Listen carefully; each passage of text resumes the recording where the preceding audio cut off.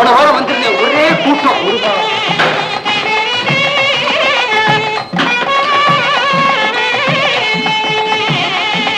முருகா காப்பாத்தப்பா. எப்படி இருக்கார் பாத்தீங்களா? சிவப்பழம் மாதிரி சாமியாருக்கு மருதமலை முருகனுடைய அருள் நிறைய இருக்குங்க. அதனாலதான் ஜனங்க கூட்டம் கூட்டமா அவரை தேடிக்கிட்டு வராங்க. அவர் இங்க வந்து சேர்ந்த இந்த 5 வருஷத்துல அவரால பலனடைஞ்ச பக்தர்களுக்கு கணக்கே கிடையாது.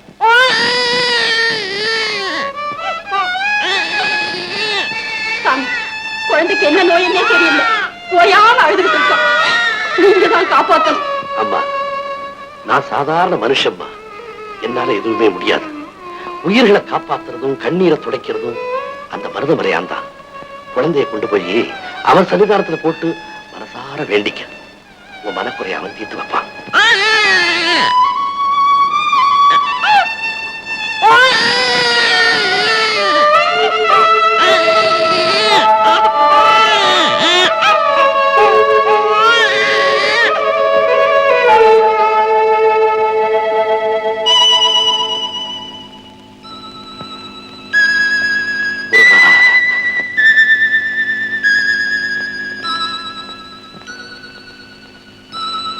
போயிட்டு வரேன் சாமி. 60 ரூபாய் சம்பளத்துல இருந்தப்போ எந்த கவலையும் இல்லாம நிம்மதியா வாழ்ந்துகிட்டு இருந்தேன். இப்ப அந்த ஆண்டவன் முருகன் அருளால 6 லட்சத்துக்கு அதிபதியா இருக்கிறேன். என்ன பிரயோஜனம்? ஆண்டவன் உங்களுக்கு நல்லதானே செஞ்சிருக்கிறான். இல்லைங்க, அப்பவெல்லாம் பொழுது சாய்ஞ்சா கஞ்சியோ கூடோ குடிச்சிட்டு படுப்பேன், நிம்மதியா தூங்குவேன். இப்ப படுத்தா தூக்கமே வரமாட்டேங்குது. பணத்தை கொடுத்துட்டு நிம்மதியை பறிச்சுட்டானே, ஏன் சாமி? அவன் பறிக்கல, நீங்க தான் பறி கொடுத்துட்டீங்க சாமி. ஆமா, ஏழையா இருந்தப்போ எந்த காரியமா இருந்தாலும் அவன் பார்த்துக்குவான் தீர்த்துக்குவான்னு பொறுப்பெல்லாம் ஆண்டவன்கிட்ட ஒப்படைச்சீங்க. ஆனா பணம் வந்தப்புறம் எல்லா பொறுப்பையுமே நீங்களே எடுத்துக்கிட்டீங்க. சாமி, கூடவே இருந்து பார்த்த மாதிரி அப்படியே சொல்றீங்களே. நீங்க சொன்னது அத்தனையும் உண்மை. அப்பெல்லாம் பூஜையில உட்கார்ந்தா 5 மணி நேரம் ஆனாலும் என் நெஞ்சு அவனையே நினைச்சுக்கிட்டு இருக்கும். இப்ப பூஜை செய்ய போனா 1/2 நிமிஷம் கூட அவனை நெஞ்சார நினைக்க முடியல. அவ்வளவு பிரச்சனைகள். உங்க மனக்குழப்பத்துக்கு காரணம் இப்ப உங்களுக்கே புரிஞ்சிருக்கும். இத பாருங்க, ஒவ்வொரு நாளும் ஆண்டவனை எவ்வளவு நேரம் நினைக்கிறீங்களோ அவ்வளவுக்கு அவ்வளவு நிம்மதியும் அமைதியும் கிடைக்கும். அதனால பொருட்செல்வத்தை அதிகமா பொருட்படுத்தாம அருட்செல்வத்தை நாடுங்க. நீங்க நினைக்கிற நிம்மதி தானே உங்க வீடு தேடி வரும். ஆகட்டும் சாமி, அப்படியே செய்கிறேன்.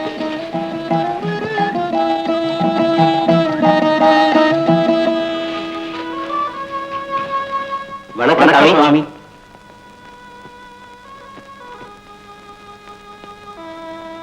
தர்மகர்த்தாவா? வாங்க. வர சொல்லி இருந்தீங்களாமே? ஆமா, உங்ககிட்ட ஒரு முக்கியமான விஷயம் பேசணும். சொல்லுங்க சாமி. மருதாச்சலமூர்த்தியுடைய அருளால பலனடைஞ்ச பக்தர்கள் பலர் உண்டியல்ல நிறைய காணிக்கை செலுத்திருக்காங்க. நாளைக்கு தை அமாவாசை, நிறைஞ்ச நாள்.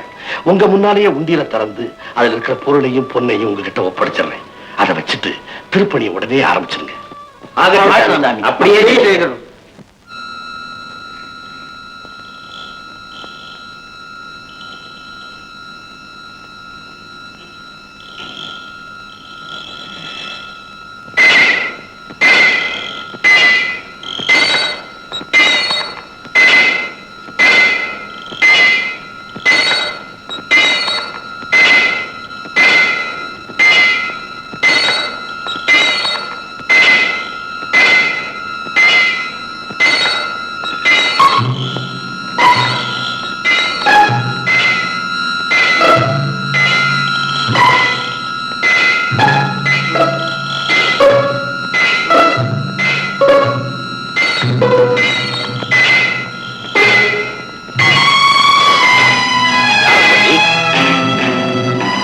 என்ன செய்யற?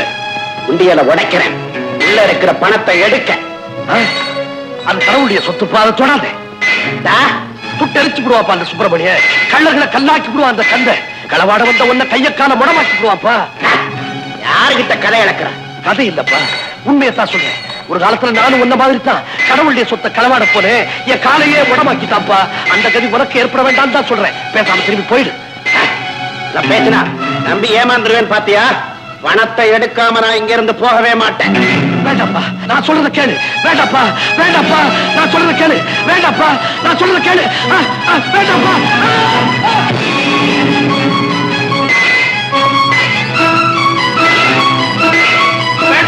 தெய்வ சொத்தை தீண்டாதப்பா. வேண்டாப்பா, நான் சொல்றது கேளு. வேண்டாப்பா, நான் சொல்றது கேளுப்பா. வேண்டாப்பா. நந்தி, மரியாதை இங்கிருந்து போக மாட்டேன். நீ சத்தம் போட்டா யாருக்கும் கேட்காது. அதை நான் தெரிஞ்சுட்டு தான் இங்க வந்திருக்கேன். மரியாதை போய். என் உயிர் போனாலும் உன்னை விட மாட்டேன். போயிடு. முடியாது. போயிடு. முடியாது. போயிடு.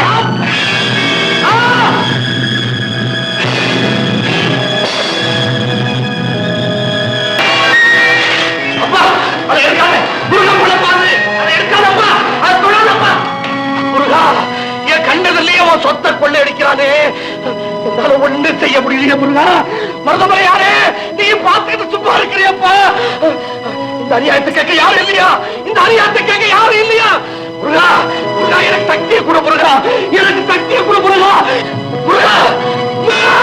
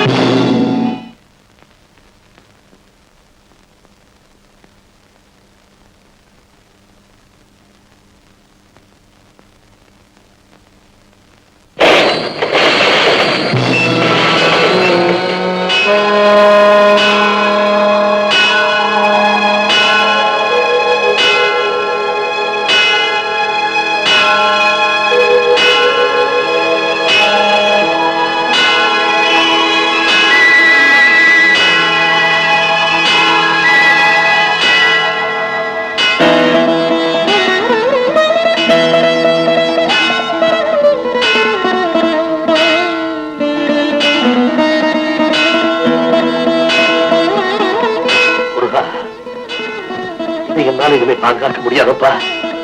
இது உன்னுடைய சொத்து. உங்ககிட்டயே ஒப்படைச்சிட்டேன். மருதமலையாரே, உன் சன்னிதானத்தை திருட வந்து முடமான என்ன நடமாட வைக்கிறதுக்காகத்தான் அந்த திருடன் அனுப்புனியா? அது யாருப்பா? அது யாருப்பா? அவன் யாருப்பா? வேறு யார்? மருதமலையான் தான்.